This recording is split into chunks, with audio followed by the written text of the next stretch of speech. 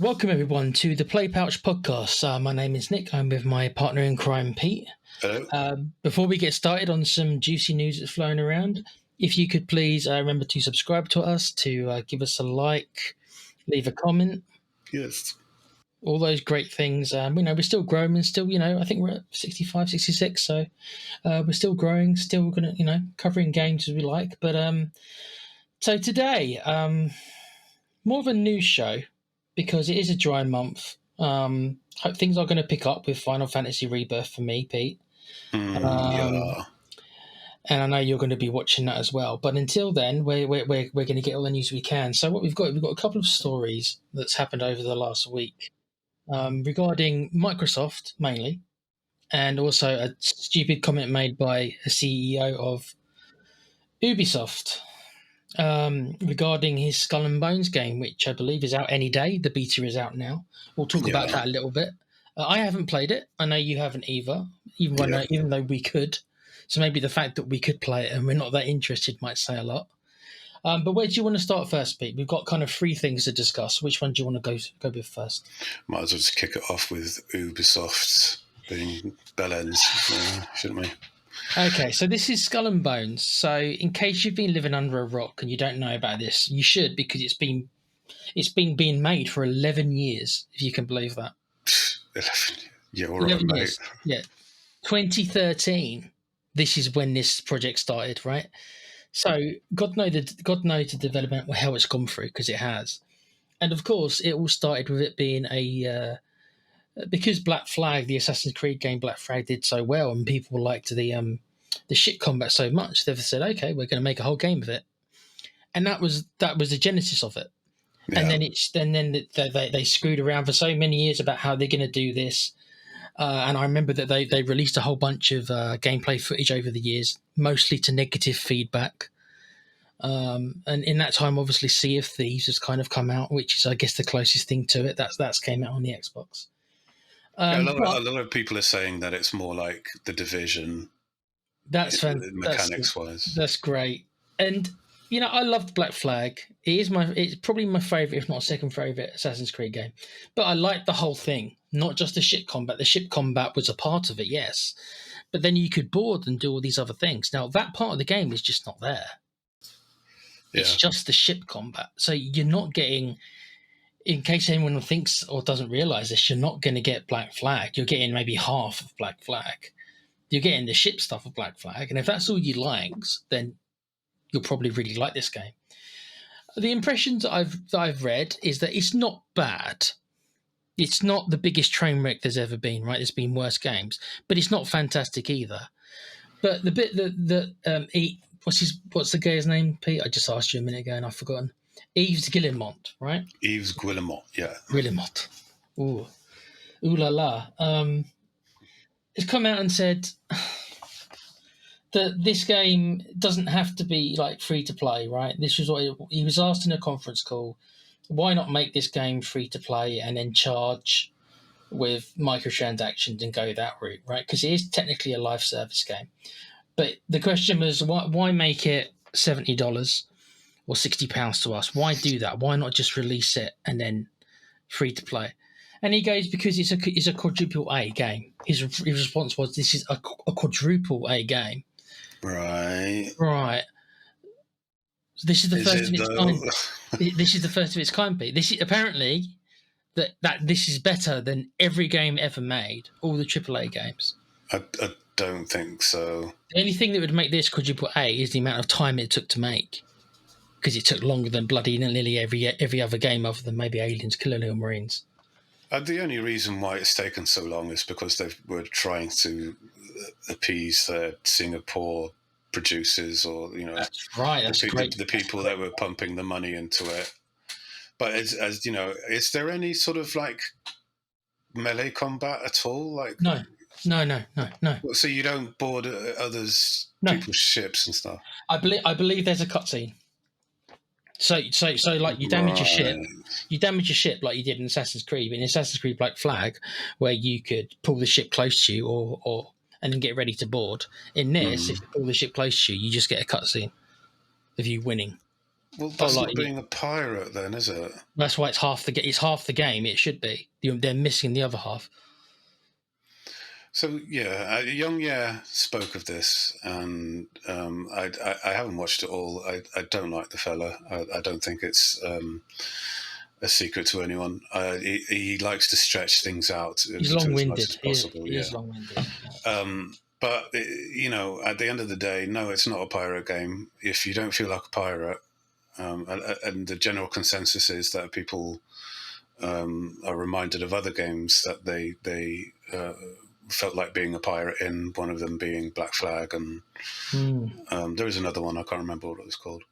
Well, it's But certainly, but it's been compared a lot to Sea of Thieves. That's the big one. It's been compared a lot. yeah, I just think live service games is just not a good thing at all. It's never been a good thing, and it just stinks of greed. That's all it is. The fact that he's saying, "Oh, it's a quadruple A game," it's like, yeah, really, bro.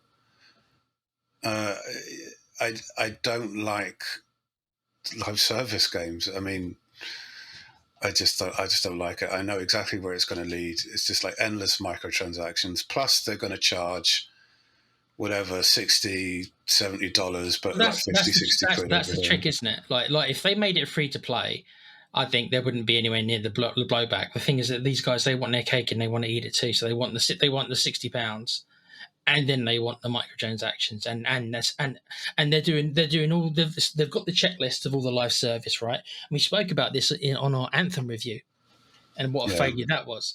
I thought, and I still do, that the live service is dead. The fact that there's actually two games that have come out or are about to come out, which is the Justice Suicide Squad Kill the Justice League, which has got live service elements quite a lot. lol. Yep. And then this, of course, which is live service, and they both look like they're gonna tank. Especially, so Suicide Squad actually looks worse than this, to be honest. Yeah, That's certainly gonna tank. It's got pretty graphics and everything, right? But everything else looks pretty bad. And this is gonna tank, as in my opinion, this will most likely tank as well. I Because do. I just get the feeling that live service games are going out of fashion. 100%, yeah. I think the kids of today, they're sort of wising up to the fact. I hope they are. You got all your sports fans playing FIFA. I'm looking at you. We'll cut that bit. And like other sports games, just buying the next title each year, and not realizing that there's no real major upgrade to the game apart from maybe player movements and all that kind of stuff. Very But little. it's just with each release it just gets more and more egregious, and I like to think that people are starting to sort of wake up and smell the coffee a little bit, I to think be they are. honest. You can only be burned so many times, and this Skull and Bones, like I said, it's got its checklist and it's doing all the same things they all do. It's got its roadmap that it won't stick to. Trust me, it will not stick to this roadmap. They never do. No. And then it's going to have its season passes. Yeah, you'll probably get the first one, but if the game, these live service games, right, they live and die by the player base, right? And if the player base gets so low, as it did with Anthem, doesn't matter what they put in their plan, they will not follow through with it, because as soon as it becomes financially not viable for them, they'll pull the Mm, plug. yeah. As most of them, with very few exceptions, end up doing. Yeah, we And know this. We have this history of this, yeah, if just a the, long list of if it. these two games are still viable in 12 months, I'll probably be a little surprised. And if they are still here, they'll be on Death's Door, just like Marvel's Avengers. I mean, Marvel's Avengers is one of the biggest properties in the world, and that was live service. And if that couldn't last longer than a couple of years because nobody cared, what chance do you think Skull and Bones is Well, going to? it all comes back to the way it's built. It's just like, stop cutting corners, stop like doing the bare minimum. The reason why Baldur's Gate was so successful is because they put all their effort into it, and the fact that it's a single player game or it's a co-op game, it's not a live service game. It has a beginning, middle, and an end. It's an experience. That's what most gamers want. I mean, like you'll have your death match people, and like Angry Joe likes his death matches and stuff. That's all fine, but don't try to sort of reach a middle ground, so to speak. I think that's where these developers are going wrong. They're Mm. trying to have a good story with a live service mode, if you like. I mean, like, look at Red Dead Redemption, Rockstar, and GTA. They're separate. You've got like your storyline, and then you go on to their online, and it's Well, I never. mean, yeah, I mean, the GTA Online, because of the success of that, especially in the early days, and its staying power, it's almost like become the holy grail for everyone else. It's because they pulled it off, and they did, and they have to be given credit for that. Everybody else has been like, oh, we want some of that. We want look, you can actually retain a player base for 10 years, and you can if it's a certain game like GTA was, right.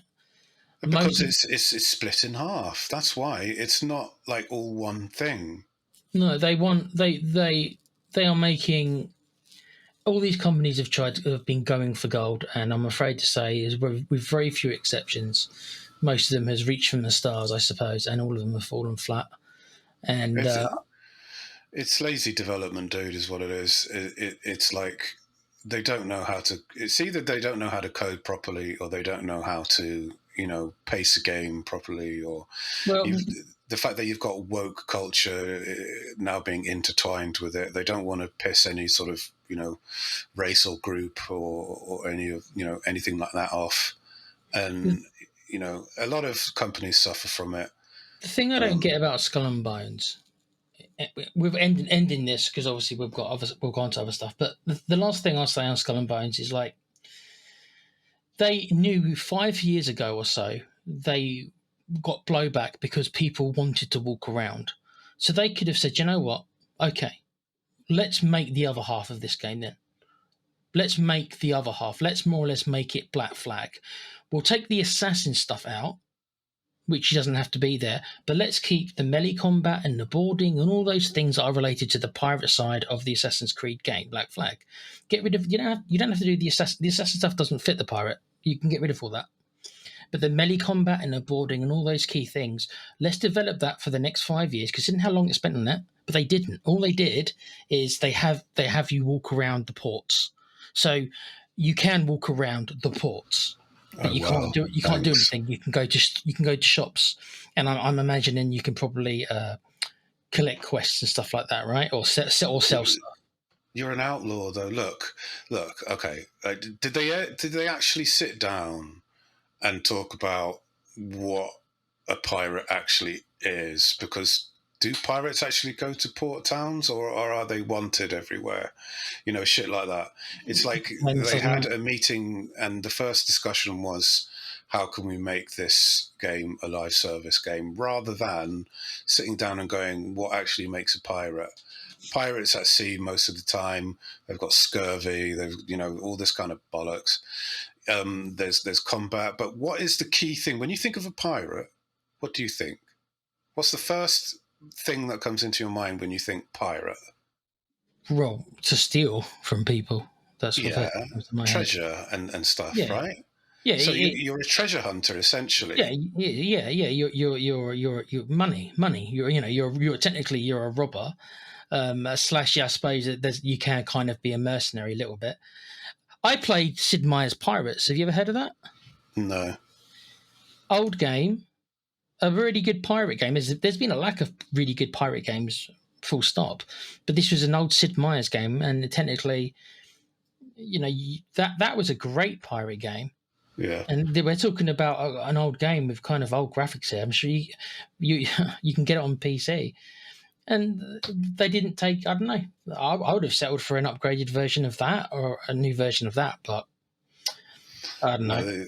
it's clear that they haven't thought it through properly. And 11 years, it's like that doesn't. Mm, it's like, okay, it sounds like you fucked it up a lot of the time. You Yeah. haven't run with a decent idea. And normally, when these games take these amount of times, normally the end product is a mishmash, just like it Mm. was with Aliens: Colonial Marines, which this is reminding me a lot of. Um, Anyway, so, okay, right, that's Ubisoft and their bullshit, which is pretty common.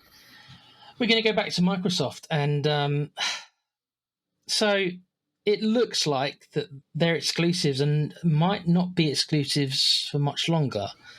There's a lot of talk about them making Starfield, which you got to remember, this was meant to be their big system seller, right? Their big game, available for the PlayStation 5. And I know that we feel a little bit different. No, I don't think we're not on different sides of it per se, but I think we're taking different vantage points on this. And I'll let you go first on it. As an Xbox X owner and not a PlayStation 5 owner currently, does it bother you? No. Listeners who have been listening to our podcasts will know that I despise exclusives, and I think it's a shitty mechanic to have. I believe in the idea of share and share alike and spread the love of games to multiple platforms and stuff. Having said that, Microsoft needs to make money because they forked out a whole buttload on buying Bethesda and Activision Blizzard and stuff, right? So they need to make money now, and their idea is, well, why don't we just sell off our exclusives? But I don't believe that they're just going to allow the updates across all platforms. So if we get a major update to Starfield on the Xbox, then PlayStation's major update will probably be delayed. I would like to think that's going to be the case. So no, I'm not really that fussed, to be quite honest. I hate exclusives. I don't like the fact that I can't play Demon's Souls on the Xbox Series X, basically the remake. I hate it. I want to be able to play it. Well, that's the kind of vantage point I'm kind of coming from. It's like it's one way only. Like if Microsoft and Sony came together, we know it'll most likely never happen. But if they came together and said, okay, none of this exclusive stuff, right? Everything comes out on everything, which is obviously going to be good for the consumer. But that's not most likely the case because Microsoft are losing. So because Sony are winning, they don't have to. They don't have to concede anything because they're already winning. Why? And then so it's going to be one way only. So Microsoft, if they start doing this, Starfield will be the first of many. Now Microsoft don't have great exclusives anyway. To be honest, this is where they've fallen down because their exclusives are significantly worse than Sony's. But if you are somebody, and I don't know how many people there were, but apparently there was a surge of Xbox sales after Starfield came out. A lot of people did buy into the hype train. Just because you and me didn't, that's fine. But some people did.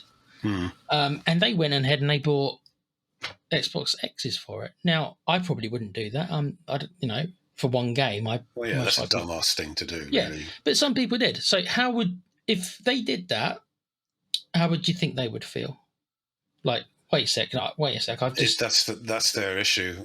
You know what I mean? It's like you made that decision. You made your bed. You got to lie in it. Surely you'd make more money if you sold the game on multiple platforms rather than hoping that people are going to buy your console more than their console.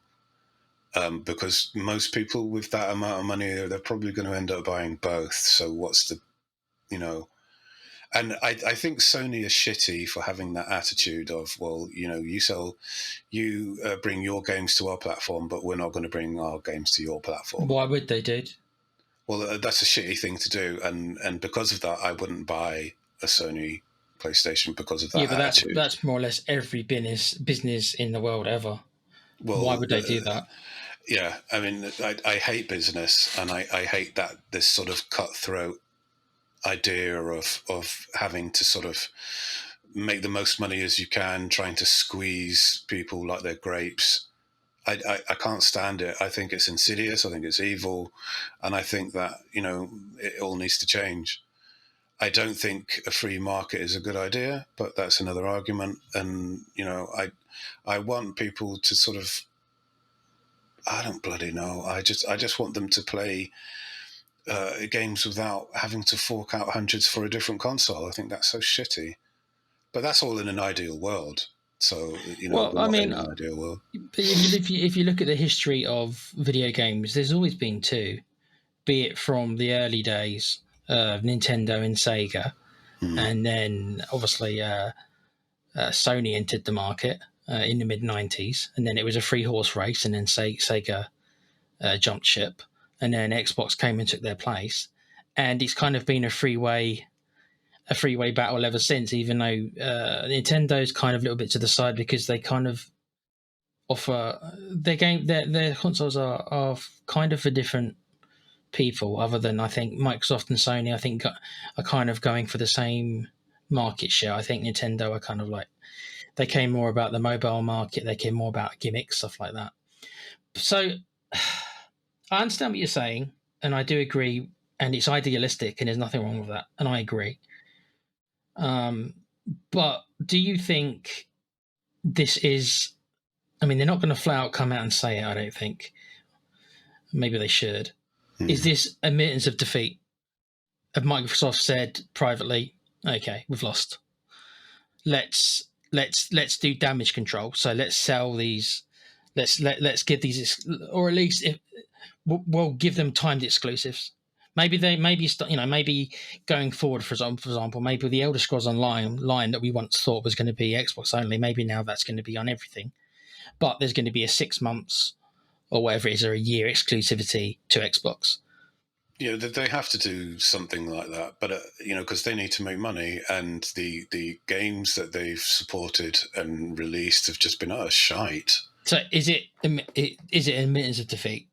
No, I think they've still got a plan, but it's an end game plan. It's like their last ditch attempt. I mean, like we spoke about this in a previous podcast where the rumor mill is if their Game Pass isn't working out by something like 2028 or 2029, they're going to just drop out of the whole games market altogether, because that's their big thing, isn't it? It doesn't make sense to me, dude.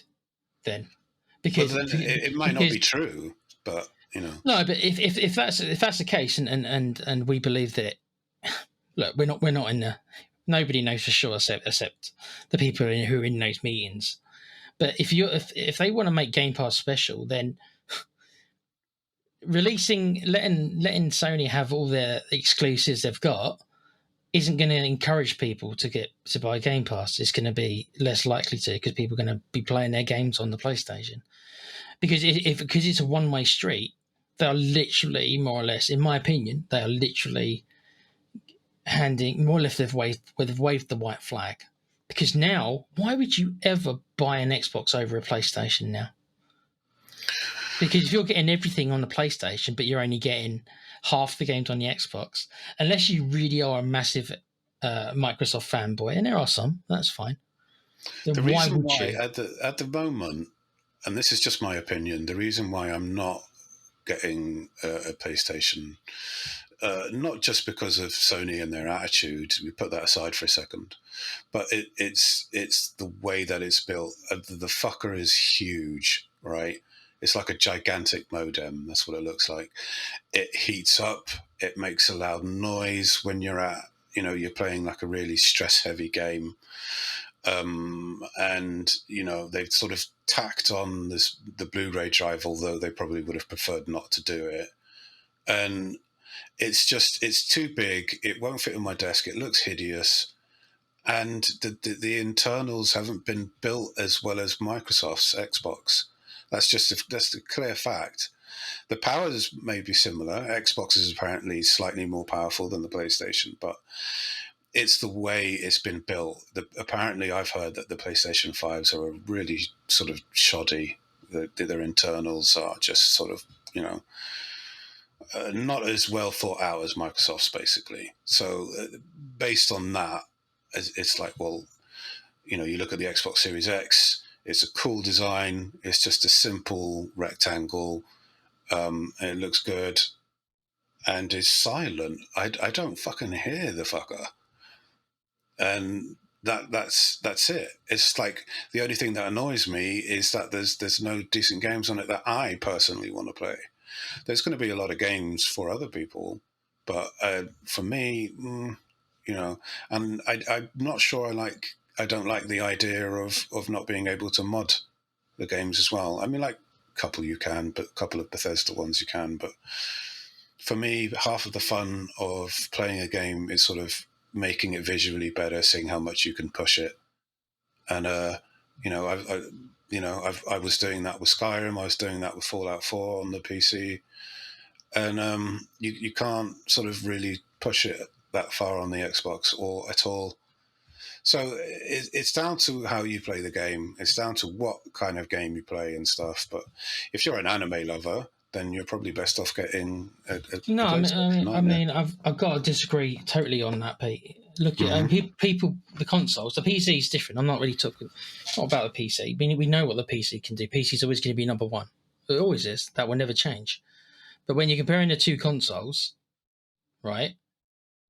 I'm I don't care what they look like. That's me. Some people do, but I don't give a shit what they look like. I do care if they're not. Yeah, I mean, I do. I know that other people don't, but I personally, I don't think that I don't find the PlayStation 5 that noisy. It's about it's I've got them both. Lucky me, but I've got them both next to me, and neither one particularly is louder than the other. well, you must have got like a better version of the console then, because they are hit and miss. Some people have Maybe issues, so. other people don't. I mean, that's I buy warranty, so about if they're going to break or not. That's why I buy warranty in the consoles for both. I've got warranties Mm. on both because that's what you should do, right? When it comes, I'm just looking at it as games and nothing else, just for Yeah, games. I prefer the Microsoft controller. So if a game comes out on the Xbox or the PlayStation and they're both there, I don't buy the PlayStation version. I buy the Xbox version because I prefer the controller. I also prefer the online, how the online works as well. So I actually prefer if as I said, if a game comes out on both consoles, I'll get the Xbox version because I prefer yeah. the controller. So I'm not really a Sony fanboy per se at all. But when I'm looking at just the games and the libraries, it's night and day. And to see Sony kind of, even though Starfield, me and you know, is an average game, there are going to be people on the PlayStation who are probably like overjoyed, like, oh, yes, I'm going to get Starfield. I'm going to get the Bethesda game because Bethesda, once upon a time, were a really great studio who released great RPGs. Now, we've discussed them, and that's not really the case anymore, and it hasn't been for a few years now. But they still hold that kind of reputation. So if I'm a PlayStation 5 owner only, I can't believe it. I'm like, wow, I've literally, thank God I would never ever have to buy an Xbox. There's nothing on Xbox at all that would ever draw me there. Yeah. Because look at all the exclusives you've got on the PlayStation, even if they're not, like God of War, loads of people love that. I know you don't like Spider Man, but Spider Man's heavily regarded as well. Horizon Zero Dawn's another one. The Last of Us, we know the second game's shit. But they've got a whole bunch of exclusives that a lot of people really love. And Microsoft have really struggled in that area. Why do they bother buying Activision Blizzard then? I think it's just because the Sony can't have it, or they can control, that area of it. I find it a baffling decision. And as far as I can see, it's Microsoft more or less. I mean, we'll get on to the next part. We've got one more thing to talk about in a minute. But if Microsoft do go through with it, it really, for me, is them throwing up the white flag. It's just about them going into what I would call damage control, which is just them trying to get as much money back as they can, and then maybe getting the hell out. So the fact that they're considering doing this actually would concern me, regarding their long term staying in the games. It would concern me by them doing this. This is they've at least given up on this console generation. The next console that we'll talk about maybe in a minute, maybe they'll change tact. But I think that this is them waving the white flag, saying, "Okay, PlayStation 5 for you. PlayStation 5 won. You won." Whatever. I'm just really fucking annoyed at the way both of them are playing the game. It's like, it's just really annoying. But anyway, I mean, like, we should probably move on to. Okay, so what's this is the one you found, Pete. So yeah, go for it. All right. So the last bit of sort of news topics that I wanted to talk about is it's related to Microsoft again, I suppose, but they are rumored to be working on the next console. Of course, they are. Apparently, Sony is a lot further ahead than they are, and The first thing I wanted to sort of bring up is the fact that they're going to be digital only, aren't they? I think both are going to be, unfortunately. Yeah. I, as we've said before, don't like it. I want to No. be able to sort of put a disc in if I want to, because a lot of people do, have little to no internet connection. They're not always online, and to update a game, it can take gigabytes of data, and I just think it's massively unfair. They're limiting the target audience player base by doing this, but they clearly don't care because they're going ahead with it, and they're probably going to sell. They're probably going to create like a peripheral, like an accessory. Oh, you can buy a Blu-ray drive off us, Mm, like an official one for an extra it'll be, 150 quid. and it'll be external. Yeah, probably. Right. Yeah. So I'm like, it's just another way of making more money. And I can see this shit coming a mile off, and I hate it. And the fact that when it goes digital, we're locked in to them and their terms and conditions, basically. Um, Now, with regards to the consoles itself, I know Microsoft is having a bit of trouble with the AMD microchip group, specifically with regards to the CPUs. They want AMD to create a certain type of new CPU for the new console, and apparently there's a bit of trouble with that. I'm not sure how things are going on the PlayStation side. But in terms of terafloppage, it's got to be at least double what we've got now. And so, in that regard, I am excited to see what they come out with and how powerful it's going to be, especially with the new sort of Unreal Engine 5 sort of abilities. We're going to get more realistic stuff, and which it's all good, it's all great, but if you haven't got talented writers or coders or anything like that, if companies are going to keep hiring then firing people, then what's the point? You all we're going to have is just good looking games which suck in terms of mechanics and storyline. What's your take?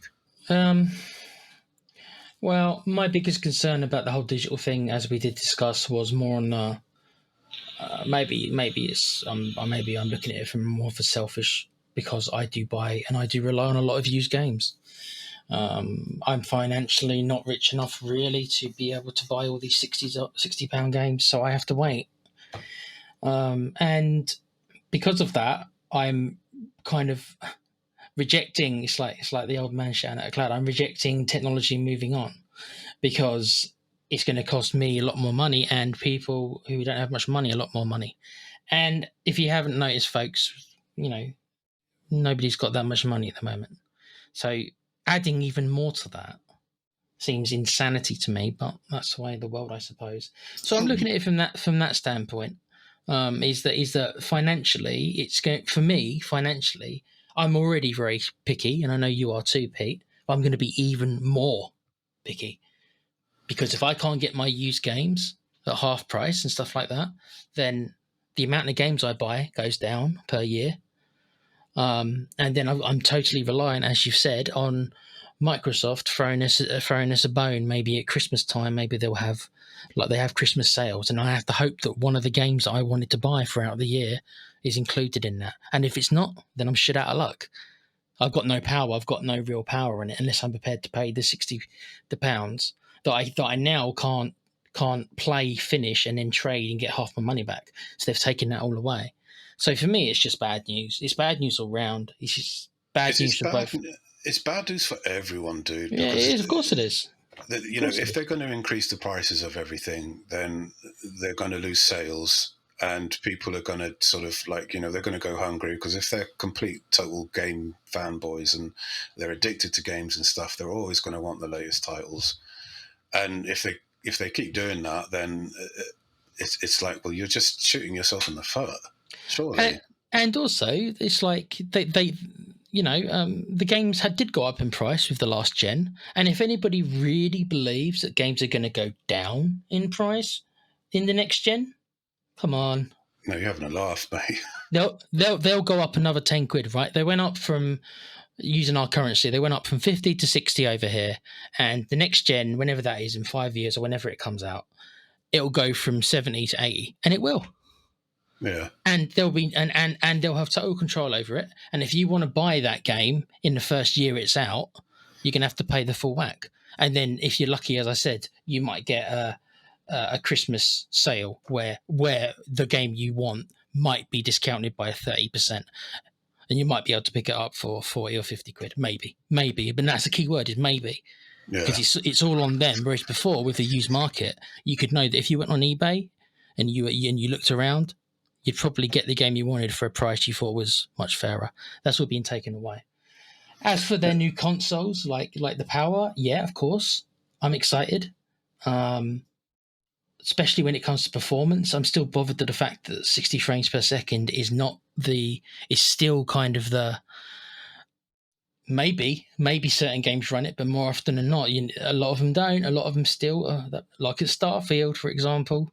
Well, that's just down to laziness, mate. It can be done. We know it can be done. The common should be 60 frames per second, and this console generation generally has not been able to do that.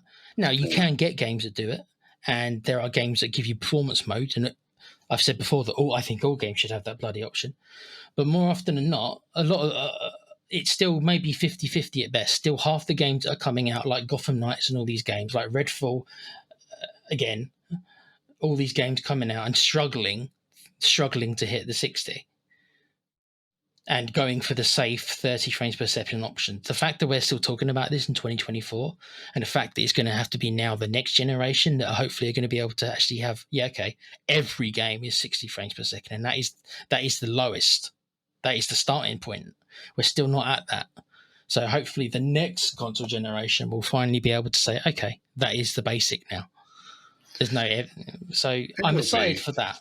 It will be, and we're going to get better looking games, but the problem still remains is talented developers, talented writers. It's still a problem. I do think that you're always going to get, there's always going to be some maybe of the smaller companies who haven't yet been gobbled up by the big power players, because that's what seems to happen. It happens. We've seen it again and again in BioWare. We've seen it again and again. These smaller companies, they have they're really good at a specific genre, like RPGs, and then one of the big boys will snap them up and eat them up, and then they'll start fucking with them. It takes a bit of time. They start fucking with them slowly but surely. They start fucking with them, and then they lose that spark that they had, and sometimes they never recover. Bethesda's going through that now, right? BioWare has certainly gone through that. Yeah, CD Projekt Red said they're not going to be bought up. They're not interested. So let's hope they stick to that, because if they are gobbled up by somebody for God knows how much money that it would cost to buy them, but if it happens, I'd be very, very, very worried. And again, it's the nature of business, mergers. This is what happens. Unfortunately, there's nothing I can do about it. Nothing you can do about it. But you just have to hope that whichever your favorite studio is at the moment, just hope that they don't catch the eye from one of these. I would nearly call them parasites, but I'm not sure what other word to use. These massive companies who are going to eat them up, start screwing with them, and all of a sudden the key people start leaving one by one, like a rat's leaving a sinking ship. Look no further than BioWare. BioWare is the best example that I have in my mind of that. There's a great song by Muse, and it's called Animals, and that song says it better than either of us could ever express. So if you want to know what we feel and how we feel, just go listen to that song and you'll get it. But you're absolutely right. We just hope that they're not going to sort of get greedy and see dollar signs. The idea of creating art for art's sake will triumph, hopefully. Because at the end of the day, in the long run, players are going to stop buying games if it's not interesting, and they're going to sort of end up doing a massive U-turn, just like Blizzard did with single player. Oh no, it was EA, wasn't it? Oh, single player games are a thing of the past. It's like, yeah, really.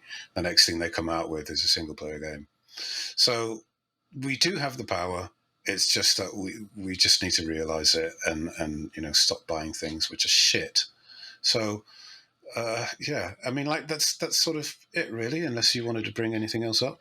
Not really. It's just like I think the last thing I'll say on it is I'm always happy to see new consoles. I'm a gamer, so I always want better graphics. I always want games that perform better. Yeah. But Microsoft and Sony, if they're going to be the big boys in it again, and I'm as I said earlier, I'm not convinced Microsoft are. I just, if they do this and they start selling off their exclusives, it just reminds me of like a garage sale, mate. It's like, okay, let's take all our old stuff to the garage sale, get what we can for it, and then we'll jog on. That's what it feels like. So I don't know. Yeah, we'll see what happens. They might not.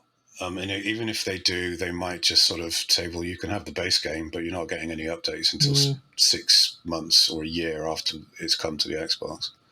You wonder if Bethesda are really regretting that deal, because it reminds me a little bit of is it Bungie, who were bought by I'm trying to remember who it was. They were bought by somebody, and they hated it so much that they had to they got themselves out of it, and then now they're doing Destiny. But yeah, so it can happen that maybe Todd Howard is like sitting there thinking, "Oh my God, what have I done? Signing this exclusivity deal," and maybe he's doing everything he can to, like, let's say, please let us release this on the PlayStation, please. I don't know. Yeah. Well. Anyway, that's it, I guess. Yeah. Yeah. So, okay, everyone. If you do like our podcasts, you know what to do. Click the sub and give us a thumbs up. It really, really does help. I know every other channel says that, but it is true. So we don't want to keep reminding you, but please, goddamn, please. Okay. We'll see you on the next podcast, everyone. Until then, take care. Take care.